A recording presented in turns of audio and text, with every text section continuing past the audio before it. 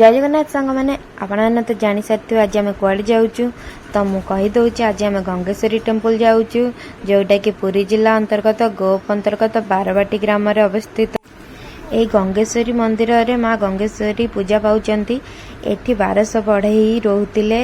एठी फास्ट रही तापर कोणार्क जाइए बनईथिले। एटा भी से ही बनईथिले। यार कारुकार्य अति निखुण भाव बना जाइए पत्थर को काटी। देखते केते सुंदर मंदिर होइची। यह 1300 शताब्दी मंदिर आज को प्राय 800 वर्ष हो गलानी। एठी माँ पूजा पाउचंती। यही मंदिर रे जो पत्थर काटिकी कारुकार्य करा जाइची सेटा कोणार्क मंदिर रे हेतिबा कारुकार्य सहित बहुत सिमिलारिटी अच्छी। सेथिपाई एटा को मिनी सन टेम्पल कहा जाए। यही मंदिर को राजांकर कुलदेवी मंदिर बोली भी कहा जाए। नना कहले जहाँ आमको एठी दर्शन सारिकी आमे कोणार्क पई बाहरी गलु। जय जगन्नाथ सांग माने जो माने मो चैनल नुआ अछंती दया कर मो चैनल को सब्सक्राइब करिनेबे और लाइक एंड शेयर करे भूलिबेनी।